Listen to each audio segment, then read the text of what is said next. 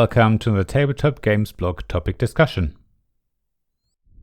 Friends with games. How important game nights are. I know it's not true for everyone, and playing games by yourself is certainly something a lot of people really enjoy. But for me, playing board games with friends or family is very important. I always look forward to the next time I meet friends, be it online or in person, for game night. I get really excited when my wife or daughter says they want to play board games with me. I always think carefully about what games to take when we go and meet family, and it's wonderful that they enjoy the hobby almost as much as I do. In this article, I want to look at this a little closer. As I hinted at in the introduction, playing board games with friends and family is the focus here. Even though I probably prefer in-person game nights over online ones, if it allows me to stay in touch with people, playing digital versions of board games and talking over voice chat is also really good. At the end of the day, it's about playing games, talking to friends or family, and just having a wonderful time. I really noticed it when my in-person game group moved online. We first did that during COVID-19, like so many people would have done. Later on, one of my friends moved away and then the other, so meeting up in person became a lot harder. Given that we had gotten used to playing online games and talking to each other via Discord, switching back to virtual game nights wasn't too much of an issue. So yes, the important bit is that we get to spend time together. Playing games is a key ingredient though. While I can see myself going to the pub or a friend's house to simply chat, enjoying a board game together gives it more of a focus. You all can experience amazing moments together or rip each other. Board games allow all sorts of different ways to interact. So whoever you're with, you should be able to find a way that works for your group. It can be amazing when someone is really good at putting on different voices or accents to bring a game even more to life. There's also something special when you can teach a game to someone. There's a certain amount of vulnerability that you show when you do the best you can to explain how to play a certain game. That's especially true when it's the first time you are playing it yourself. It can become a team effort where everyone helps to set up the game, tries to understand the rules, asks questions to clarify things, and generally works together with the goal of having the best experience of this game possible. I also think it's wonderful to watch someone share their enthusiasm for a game. It can be really infectious. Even if maybe you don't normally like the type of game that's being presented, you still decide to give it a go, simply because the other person's fervor sparked an interest of your own. It often doesn't matter whether you know the other person or not.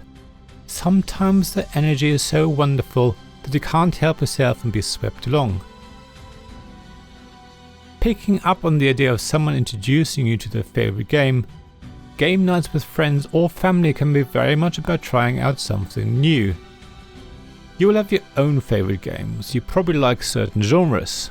That's fine, because it's the familiarity you like. So when someone else presents something different, it's not always easy to be enthusiastic about it too. Yet at game night, I'm always much more prepared to see what others like. I want to try something new and get the taste of something different. I suppose it's a bit like going to a restaurant. While you probably eat similar dishes at home because you know how to make them and they're familiar, or because you only have so much time to spend on cooking and washing up, when you're at a restaurant, you're much more likely to try something new. You don't have to worry about recipes, time, or the stacks of pots, pans, dishes and cutlery that you need to sort out afterwards. You just pick from a menu and simply see if you like what you get. So when someone else offers to teach a game to you, it's easier to say yes. You don't have to read the rulebook. The other person will set up the game and show you what to do. They will answer your questions. There's no stress of trying to find the right answer yourself. It's a simple matter of sitting back and enjoying. Having friends who bring their own games is like having a much bigger board game collection without needing the space to store them all. I certainly feel that regular board game nights are very important to me. The prospect of not being able to play games with friends is daunting to me. While it's nice to play turn-based games online with people I've never met, real-time games with friends or family, face-to-face or virtually, are hugely more important to me. I know I'm very lucky that the people around me enjoy playing board games with me. I can't expect them to always have the time for games. I can't expect them to always be around. People's lives and situations change, yet while some friends have moved away, we will still be able to find time for a regular game night. That's very special and I really treasure it. At the same time, I also need to see what else is out there, or who else. I'm thinking about finding board game clubs near me and going to join them after a few taster sessions. After all, you do need to find people you click with. Board games are what brings us all together, but friendship goes a bit deeper.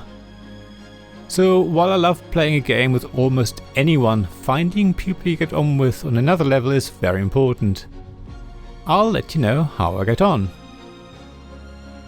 Now I wonder what games nights mean to you. Do you have a regular group you play board games with? If so, how often do you meet? How big is your group? Or maybe you have a regular couples night. Do you play board games with your partner? If so, how often do you manage to do so? As always, please share all of your thoughts and experiences on the blog at tabletopgamesblog.com. I'd love to hear what others think about Games Night. Thank you for listening to this Tabletop Games blog topic discussion podcast. Please check the description below for links mentioned in this episode, as well as to the written version of this article on the blog. If you enjoyed this episode, please subscribe, give us some stars or leave a review. Please also tell your friends about me, and if you want to offer financial support, check out my Patreon and Ko-fi pages, links to which you'll find in the blog at tabletopgamesblog.com. So thank you again for listening, and I hope to see you again soon. This podcast was made possible by the generous help of my supporters. Royal Patron Sean Newman, Magic Champion John Risley, Castle Guards David Miller and James Naylor, Dice Masters Alex Bardi, Paul Grogan and Robin Kay, and Shining Lights Jacob Davis, Gavin Jones, Vukashin Nizovic, Sarah Reed and Richard Simpson.